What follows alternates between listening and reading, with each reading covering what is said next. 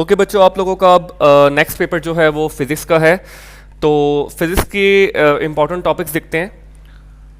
One by one तमाम जो पूरी बुक है उसके इम्पॉर्टेंट टॉपिक्स चेक करते हैं। मशवरा ये कि आप लोग जितने भी ये टॉपिक्स हैं जो मैं इंडिकेट करने जा रहा हूँ पहले ये तैयार करें, क्योंकि जो शॉर्ट क्वेश्चंस हैं वो कहीं से भी दरमियान से चैप्टर से आ सकते हैं। तो उसमें आपने मेन कॉन्सेप्ट ही लिखना है। जो एग्जामिनर्स को फेडरल बोर्ड की तरफ से या बाकी भी जो इंस्ट्रक्शन है वो ये है कि आप लोगों ने बेसिक कॉन्सेप्ट चेक करना है, ठीक है। और बेसिक कॉन्सेप्ट अगर बच्चे ने सही लिखा हुआ है तो उसको नंबर जो है अलॉट कर दिए जाएं, उसको दे दिए जाएं। बाकी पंजाब बोर्ड जो हैं रावलपिंडी, लाहौर, गुजरांवाला, फैसलाबाद, उनका भी इसी तरह का सीन है। अब तो आप लोगों ने कॉम्प्रिहेंसिव तैयारी करनी है। अगर एक चीज़ कॉन्सेप्ट आ जाए तो उस कॉन्सेप्ट को एक्सप्लेन करना है, रादर देन कि आप रटा रटाया काम करें।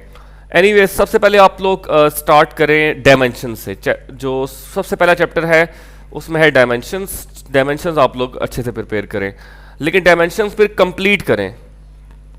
ये नहीं कि कुछ छोड़ दें, कुछ ना करें। उसकी एग्जांपल्स, उसके प्रूफ, उसके क्वेश्चन, सब एग्जांपल कंप्लीट तैयार करें डायमेंशंस की।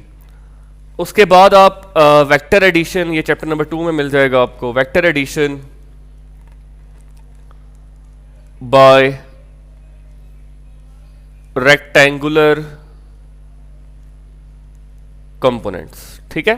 ये चैप्टर नंबर 2 में आपको टॉपिक इजीली मिल जाएगा। तो डायमेंशंस के बाद आपने ये तैयार करना है। इसके बाद product of vectors. Product of vectors में जो है वो आप लोगों के पास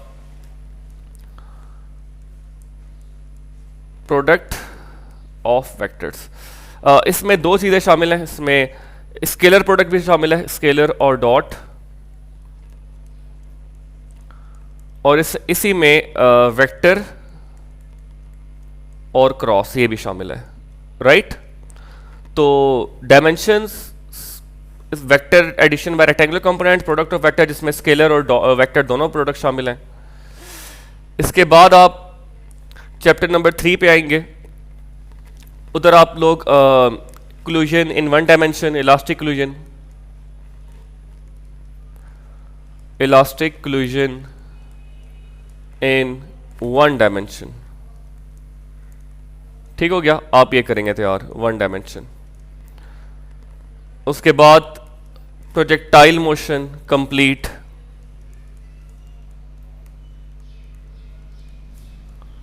फुल। अब इसमें हाइट, रेंज, टाइम सब आपने तैयार करना है प्रोजेक्टाइल मोशन के लिए, ठीक हो गया। इसके बाद आपने क्या करना है बच्चों के चैप्टर को 6 पे आ जाते हैं। नंबर 6 पे प्रोजेक्टाइल मोशन हो गया।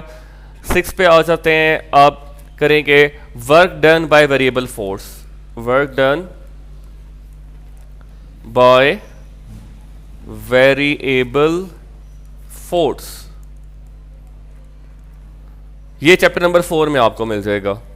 7 पे आप आ जाएंगे तो 7 पे करेंगे आप लोग वर्क डन। एक ये प्रूफ है, work done in a gravitational field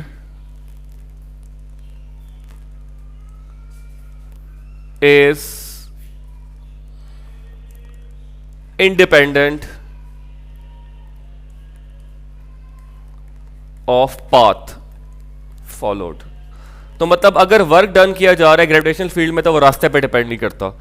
ये बड़ा इंपॉर्टेंट टॉपिक है, बार बार मैंने इंडिकेट करवाता हूँ बच्चों को, तो ये आपने लाजमी करना है। इसके बाद work done in conservative field, इसी को थोड़ा सा चेंज करके work done in conservative field आ जाएगा। कंजर्वेटिव फील्ड,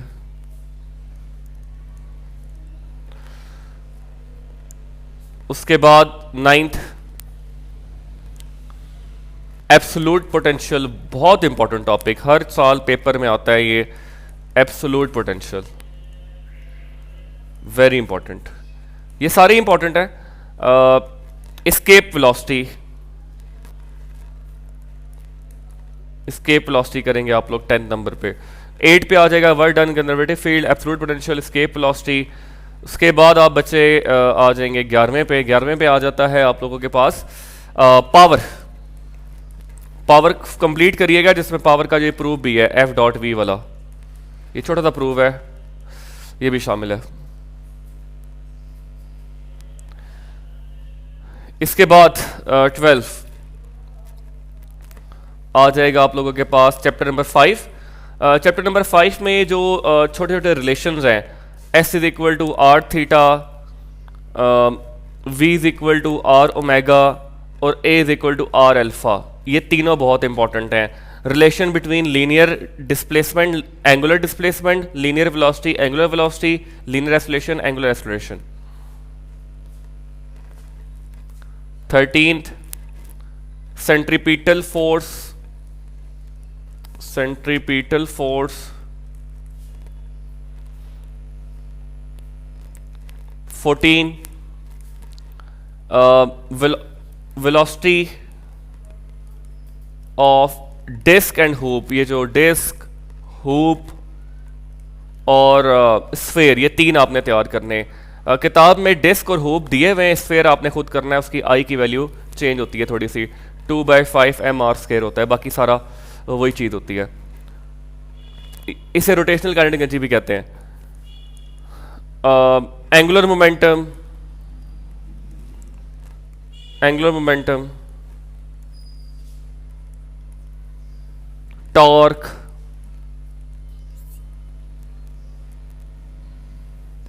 इसके बाद 17 आप लोगों ने करना है फ्रीक्वेंसी ऑफ आर्टिफिशियल सैटेलाइट,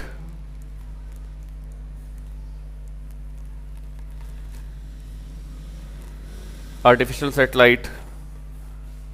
इसके बाद आप बच्चों ने करना है 18 जियो स्टेशनरी ऑर्बिट, जियो स्टेशनरी ऑर्बिट।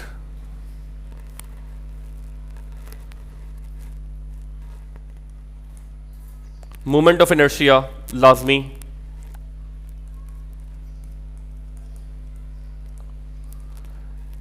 चैप्टर 6 में आप एंटर होंगे तो equation of continuity, equation of continuity,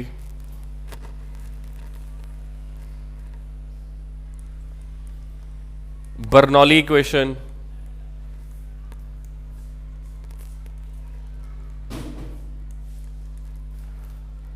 इसके बाद बर्नौली इक्वेशन की जो एप्लीकेशन है वेंचुरी मीटर,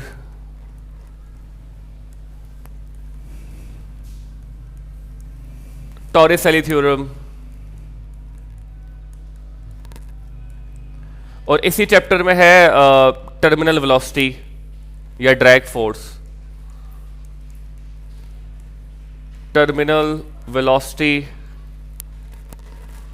या ड्रैग फोर्स, राइट। चैप्टर 7 में आप लोग आ जाएंगे, इससे आपका शॉर्ट लॉन्ग सारा पोर्शन कवर हो जाएगा। आप लोग करेंगे simple pendulum,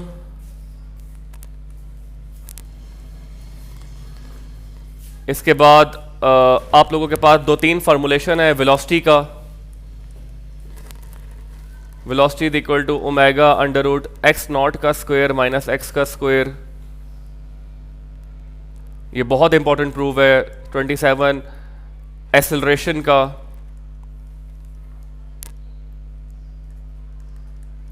A is equal to minus omega square x, 28 energy stored in simple energy conservation in simple harmonic motion, बहुत इंपॉर्टेंट है। 29 पे आ जाते हैं। 29 से आपका जो नेक्स्ट चैप्टर स्टार्ट हो जाएगा, तो नेक्स्ट चैप्टर में आपने क्या क्या करना है चेक कर लेते हैं। ओके सॉरी, रेजोनेंस भी रह गया, रेजोनेंस।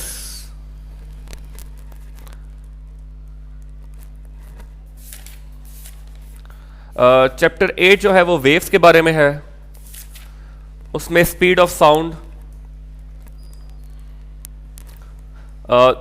जिसमें आपने दोनों तरीके से करना है कि वो न्यूटन ने भी किया था और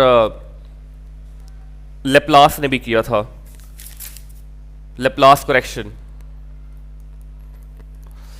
ये 281 आई थी और ये 332 आई थी, ये दोनों करने हैं आपने। स्पीड ऑफ साउंड के फैक्टर्स, स्पीड ऑफ साउंड के फैक्टर्स जिसमें हाइट टेम्परेचर है, प्रेशर है, लाजमी टेम्परेचर, आप टेम्परेचर बहुत इंपॉर्टेंट है, और प्रेशर।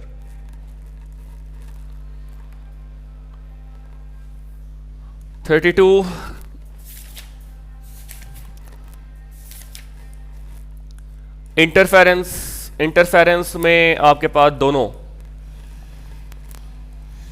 इंटरफेरेंस में दोनों उसकी टाइप्स आ जाएंगी, कंस्ट्रक्टिव, कंस्ट्रक्टिव, डिस्ट्रक्टिव, दोनों। Constructive interference, destructive interference.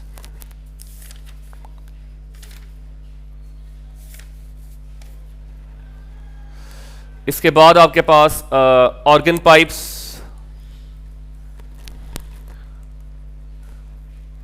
ठीक है, ये इसमें क्लोज्ड एट वन एंड और ओपन एट वन एंड, ये दोनों कर रहे हैं, क्लोज वाले भी केसेस और ओपन वाले भी। और उसके बाद डॉपलर इफेक्ट।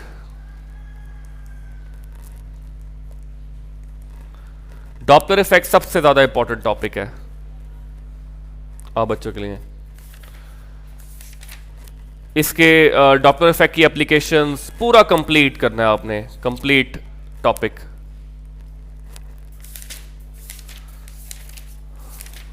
इसके बाद हम लोग आ जाएंगे लास्ट चैप्टर्स पे।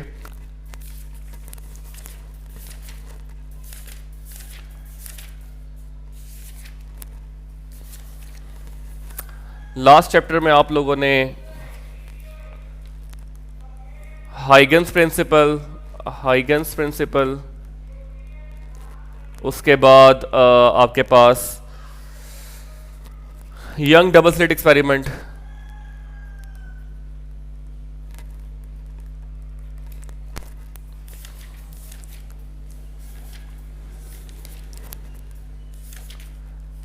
डिफ्रैक्शन ग्रेटिंग,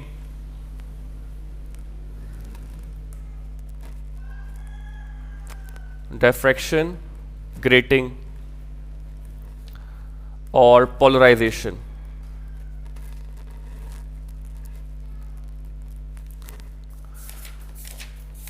इसके बाद आप लोग मूव करेंगे नेक्स्ट चैप्टर्स में, तो आप लोगों के पास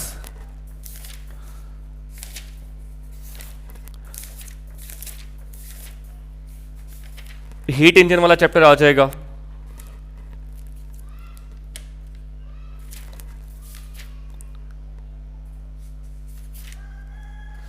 इसमें आप बच्चों ने first law of thermodynamics, first law of thermodynamics, 40th पे आ जाएगा applications of first law of thermodynamics, of first law, जिसमें ये तमाम शामिल है, एडियाबैटिक, एडियाबैटिक, आइसोथर्मल,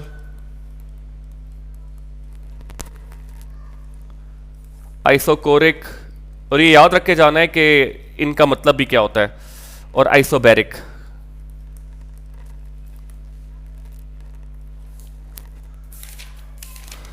उसके बाद आपके पास कार्नोट इंजन,